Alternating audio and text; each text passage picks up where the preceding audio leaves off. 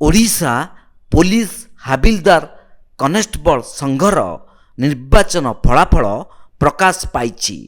ଭଦ୍ରକ ଜିଲ୍ଲାରେ କାର୍ଯ୍ୟରତ 1220 ପୋଲିସ କର୍ମଚାରୀ ଏହି ନିର୍ବାଚନରେ ସାମିଲ ହୋଇ ସେମାନଙ୍କ ନେତା ବାଛିଛନ୍ତି। ଭଦ୍ରକ ସଂଘର ସଭାପତି ଭାବେ ଜାମିନକାନ୍ତ ପ୍ରଧାନ ନିର୍ବାଚିତ ହୋଇଛନ୍ତି।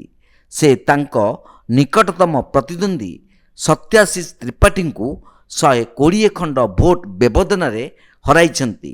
ସେହିଭଳି ଉପସଭାପତି ଭାବେ ଦେବାଶିଷ ମହାନ୍ତି, ସମ୍ପାଦକ ଭାବେ ଗଗନ କୁମାର ସେନ, ସହ ସମ୍ପାଦକ ଭାବେ ବସନ୍ତ କୁମାର ମାଝୀ, ଲାଲ ସଂଗ୍ରାମ ଜେନା ନିର୍ବାଚିତ ହୋଇଛନ୍ତି। କୋଷାଧ୍ୟକ୍ଷ ଭାବେ ଅର୍ଜୁନ କୁମାର ସାମଲ ଜିତିଛନ୍ତି। ଅଭୟ ସେଠୀ, ଦୟାନିଧି ମୁର୍ମୁ, ସତ୍ୟଜିତ ମଲ୍ଲିକ, ପ୍ରଦ୍ୟୁମ୍ନ ମହାପାତ୍ର ଓ ହରେକୃଷ୍ଣ ମଲ୍ଲିକ ପ୍ରମୁଖ 5 ସଦସ୍ୟ ଭାବେ ବିଜୟୀ ହୋଇଛନ୍ତି। ଗତ 31 ତାରିଖ ସଂଘର ନିର୍ବାଚନ ପାଇଁ ନାମାଙ୍କନ ପତ୍ର ଅତିରିକ୍ତ ଏସ୍ପି ତଥା ନିର୍ବାଚନ ଅଧିକାରୀ ବିଜୟ ଶଙ୍କର କେରକେଟାଙ୍କ ନିକଟରେ ଦାଖଲ ହୋଇଥିଲା। କନେଷ୍ଟବଳ ଭାବେ ଭଦ୍ରକ ଜିଲ୍ଲାରେ କାର୍ଯ୍ୟରତ। ମୁଁ ପୂର୍ବରୁ ଥିଲି 2 ବର୍ଷ ସେକ୍ରେଟାରୀ ଭାବେ କାର୍ଯ୍ୟରତ କରୁଥିଲି। ପୁଣି 121 ଖଣ୍ଡ ଭୋଟରେ ପୁଣି ପୁନର୍ଜିତିଛି।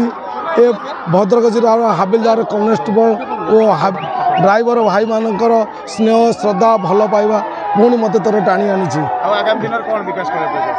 ମୁଁ ଭାଇମାନଙ୍କର ସୁଖ ଦୁଃଖର ସାଥୀ ହୋଇ ରହିବା ପାଇଁ ମୋର ଆଶା ଓ ବିଶ୍ୱାସ।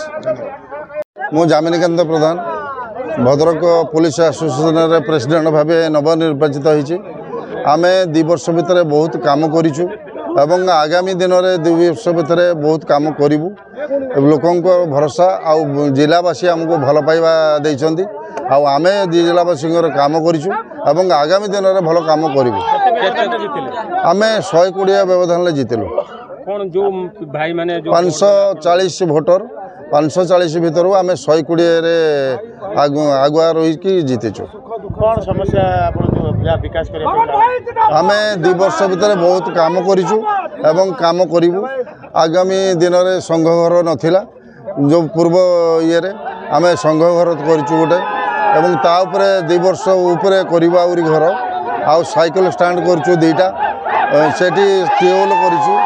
ଏଇ ଆମର ବଡ଼ ଭାଇମାନଙ୍କ ପାଖରେ ଯାଇକି MLA MP ପାଖରୁ ଯାଇକି ଅଣାହେଇଛି ଏବଂ ସେଥିପାଇଁ କରିଛୁ।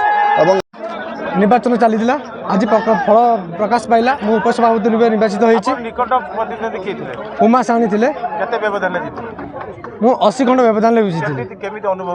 ବିଗତ 2 ବର୍ଷ ମୁଁ ଉପସଭାପତି ଥିଲି, ସଭାପତି କାର୍ଯ୍ୟକାରୀ ଥିଲି। ଆଉ ସେଥି ଭିତରେ ଭାଇମାନଙ୍କ ସମର୍ଥନ ବହୁତ ଥିଲା। ବିଗତ ଦିନରେ ଭାଇମାନଙ୍କ ପାଖରେ ମୁଁ ପହଞ୍ଚିଥିଲି। ଆଉ ଭାଇମାନଙ୍କର ୱେଲଫେୟାର କାମଠାରୁ ଆରମ୍ଭ କରି ମେଡ଼ିକାଲ କାମ ସବୁ ଆମେ କରିଥିଲୁ। ଆମର ଯେତିକି ସଂଗଠନ ଗଗନ ଭାଇ, ଦାମିନୀ ଭାଇ, ରମାନନା ଥିଲେ ପ୍ରେସିଡେଣ୍ଟ ଚାର୍ଜ ପ୍ରେସିଡେଣ୍ଟ ଥିଲେ, ସେ ପ୍ରମୋସନ୍ ହେଇଯାଇଥିଲେ। ସିଏ ଥିଲେ ଆମ ହୋଲ୍ ଟିମ୍ ସବୁ ଭାଇମାନଙ୍କ ସହିତ ସଦାସର୍ବଦା ଥିଲୁ ଆଉ ତାଙ୍କ ସେବା କରି ଆସିଥିଲୁ। ଆଗାମୀ ଦିନରେ ଆମର ବହୁତ କିଛି ଭାଇମାନଙ୍କର କରିବାର ଅଛି। ଭାଇମାନଙ୍କୁ ସମର୍ଥନ ଦେଲେ ଆମେ ସର୍ବଦା ଭାଇମାନଙ୍କ ପାଖରେ ପହଞ୍ଚିବୁ। ସଭାରେ ଛିଡ଼ା ହେଇଥିଲି ଗୋଟେ ଦଳରେ। ଆମ ଦଳ ଆଜି ବିଜୟ ଲାଭ କରିଛି। ଜିଲ୍ଲାବାସୀଙ୍କର ଭଲ ପାଇବା ମୁଁ ପ୍ରଥମରୁ ନମିନେସନ୍ ଦିନ କହିଥିଲି। ସବୁ ଜିଲ୍ଲାବାସୀଙ୍କୁ ନମସ୍କାର। ଭୋଟର ଭାଇ ଭଉଣୀମାନଙ୍କୁ ଯେ ସେମାନେ ବିଗତ ଦିନରେ ଆମକୁ 250+ ଦେଇଥିଲେ ସମର୍ଥନ। ଆମେ 2 ବର୍ଷ ଭିତରେ ବହୁତ କିଛି କାମ କରିଥିଲୁ, ଉନ୍ନତିମୂଳକ କାମ ସମସ୍ତଙ୍କ ପାଖରେ ଛିଡ଼ା ହେଇଥିଲୁ।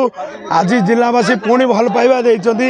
ଆହୁରି 2 ବର୍ଷ ସବୁ ସୁଚାରୁ ରୂପେ କାମ ତୁଲେଇବୁ। ବହୁତ କାମ ଆହୁରି ବାକି ଅଛି। ଯେଉଁ କାମ ଜିଲ୍ଲାବାସୀମାନଙ୍କର ଦାବି ଥିଲା ସେ କାମ ନିଶ୍ଚିତ କରିବୁ। ଜିତିଲା ପରେ ଆମେ ବହୁତ ଖୁସି। ଜିଲ୍ଲାବାସୀ ଆଜି ଆମକୁ ବହୁତ ଭଲ ପାଇବା ଦେଇଛନ୍ତି, ସେଥିପାଇଁ ତାଙ୍କୁ କୋଟି କୋଟି ପ୍ରଣାମ।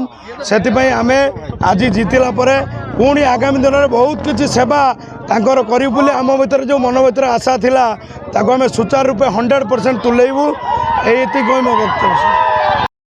ଭଦ୍ରକରୁ ପୁନିଲ କୁମାର ସାମନ୍ତଙ୍କ ରିପୋର୍ଟ, ତୀର୍ଥକ୍ଷେତ୍ର ଲାଇଭ୍।